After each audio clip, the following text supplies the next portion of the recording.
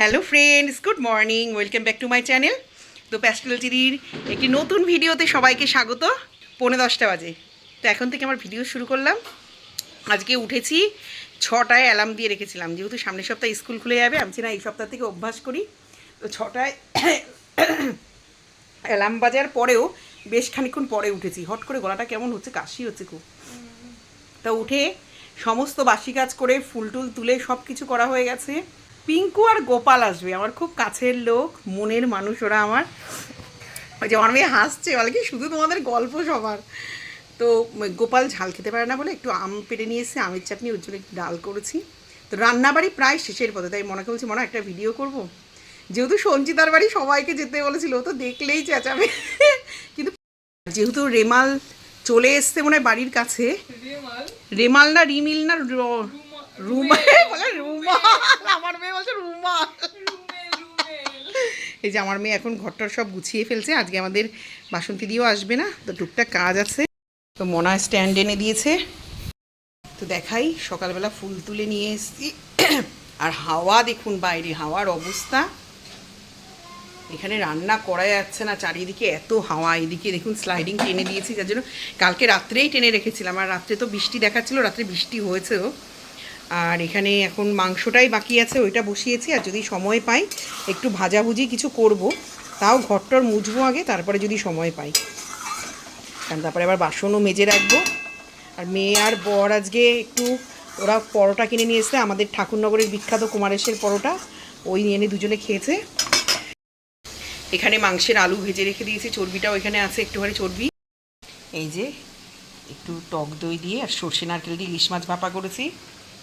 গোপালের জন্য একটু ঝাল ছাড়া কাতলা মাছ ভাপা করেছি, শুধু উপর দিয়ে একটা কাঁচা লঙ্কা দিয়ে রেখেছি, যদি কেউ খায় অন্য লঙ্কাটা মেখে খেতে পারবে। আর এখানে আম ডাল করে নিয়েছি। এখন থেকে করে যাচ্ছে, ওর এখন নতুন কাজ দেয়াল বেয়ে বেয়ে ওঠা। এই যে হনুমান, এই নন্টা পাগলা, নন্টা পাগলা।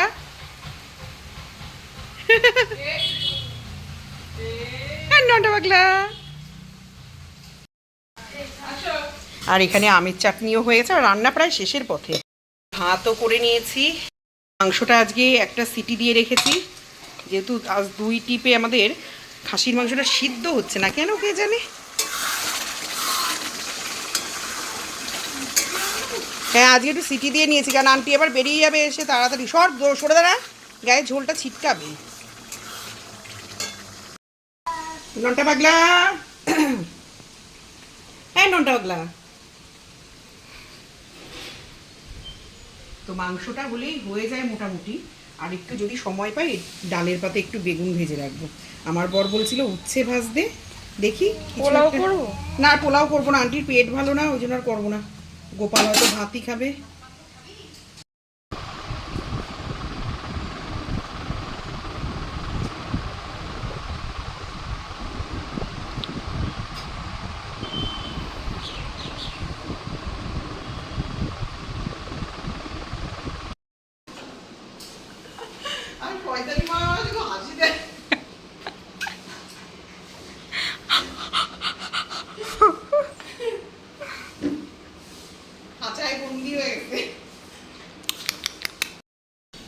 এই যে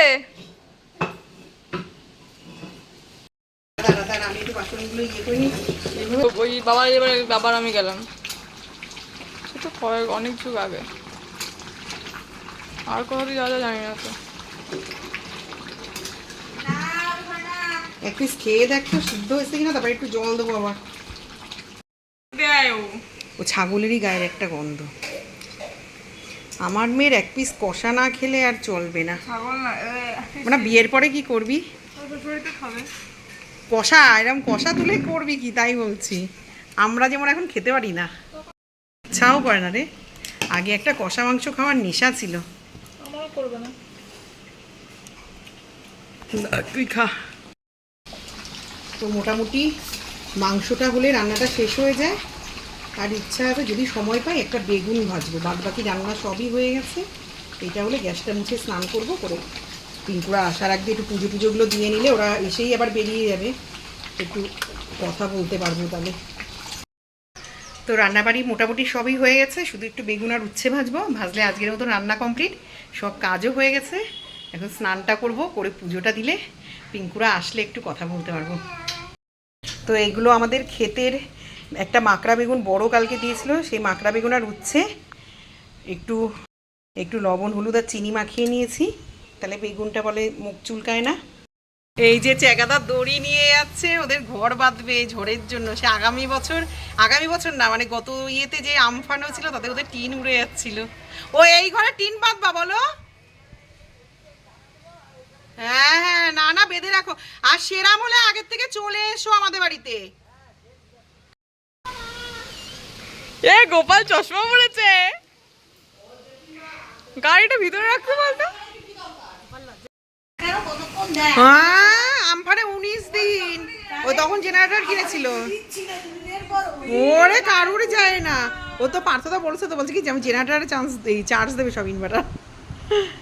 এই যে গোপলা এখন দাঁড়িয়ে দাঁড়িয়ে খাচ্ছে, ওর মার ভাত গেল ঠান্ডা হয়ে।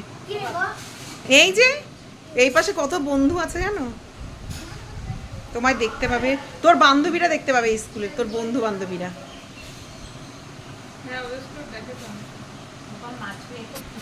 না মাছ দেবো দাঁড়া।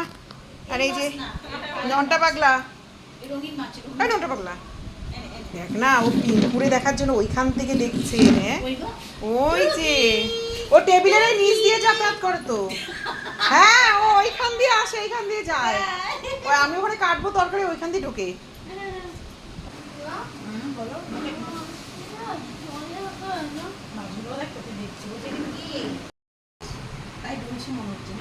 এই যে এই চুটকেটা গিয়েও তো ওই মাছ পারলে ধরে টেনে ফেলায় দেয়, ওর মধ্যে হাত ঢুকাবে জানিস। আর ও যে আঙুল দেয় না, আর ওইগুলো সে না, ওইগুলো তো চেনে ওরে, সব এক ঝাঁক বেঁধে মানে ওর আঙুল খেতে আসে।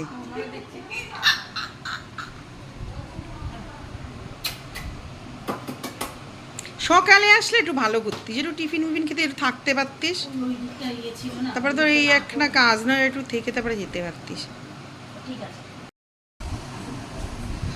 আর একটু ভাত নিতে পারতিস ওর জন্য।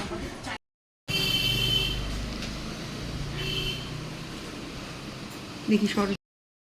তো চলুন আমি খেয়ে নিই, বরের জন্য বসে থেকে থেকে এখনও আসতে পারলো না, ও নিচে মিস্ত্রি কাজ করছে, ফ্যান ট্যান মনে হয় লাগাচ্ছে। খেয়ে নিই, খেয়ে উঠে দেখি টুকটাক বাসনগুলোও ধুয়ে রাখবো আজকে। দেখুন রেমালের বৃষ্টি, রেমাল না রেমাল কি গো, রেমালের বৃষ্টি শুরু হয়ে গেছে আমাদের এখানে। সকাল থেকেই তো ঝোড়ো হাওয়া, কালকে রাত্রেও বৃষ্টি হয়েছে, ঝোড়ো হাওয়াও দিচ্ছে, এখন ভালো পরিমাণে বৃষ্টি হচ্ছে বাইরে। চারিদিক পুরো অন্ধকার হয়ে গেছে, দিনের বেলায় মনে হচ্ছে রাত নেমে এসছে, রাত্রে কি হবে জানি না। রাতেই তো ঝড়টা তাণ্ডব দেখাবে বলছে, জানি না, ঠাকুর জানে কি হবে।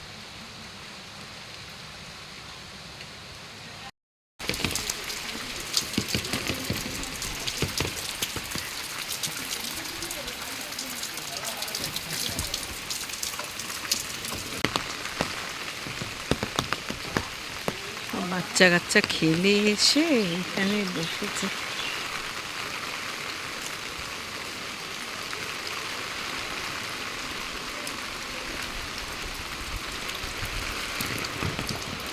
নামিস না বৃষ্টিতে, আমি ছাতা আনছি, বৃষ্টিতে নামিস না।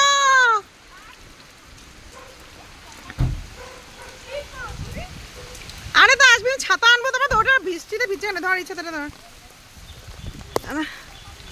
দুইটা তো খোল খোল। হ্যাঁ ওরা চলে এসেছে, এরা খেলছিল। দাঁড়া দাঁড়া আসছি, ওরা পাগলা, ছাতাও খুলতে পারে না। দেখ কোনাটা দিয়ে এর মধ্যে, না না আমার পিছের ছিল না, এনে এনে এটা ধর, কিছু দিন এটা ওটা মিষ্টি দিলে ভালো হতো জানিস শয়তান। হ্যাঁ হ্যাঁ যা যা, টাটা, আসবি আবার, যা যা। এই যে পিঙ্কুরা চলে গেল।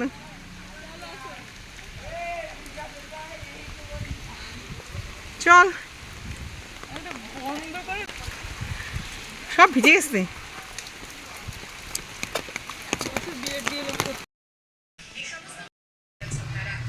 জানি না রাত্রিবেলা আজকে কি ভয়ঙ্কর পরিস্থিতি হবে সবার, কেন আমফানের স্মৃতি সবার মনে মানে একদম দগদগে ঘায়ের মতন আর একবার উঠে এসছে।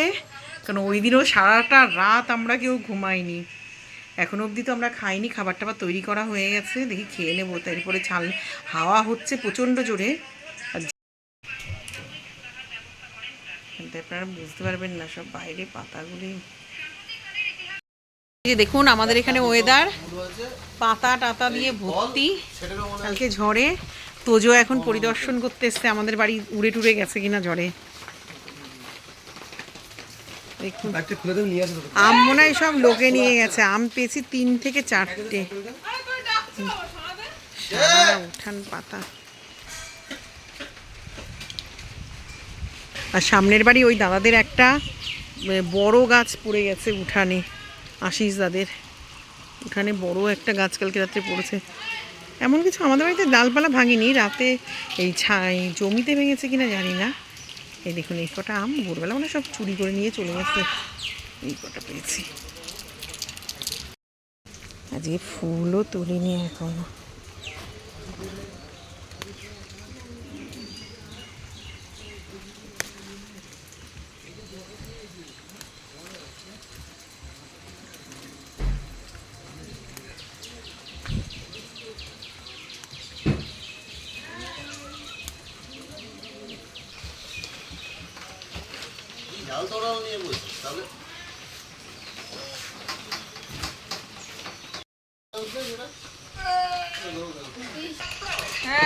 ওই যে আমার মেয়ে এখন মাসির সাথে কথা বলে যাচ্ছে, দুগুলো বাস করে বুঝলি।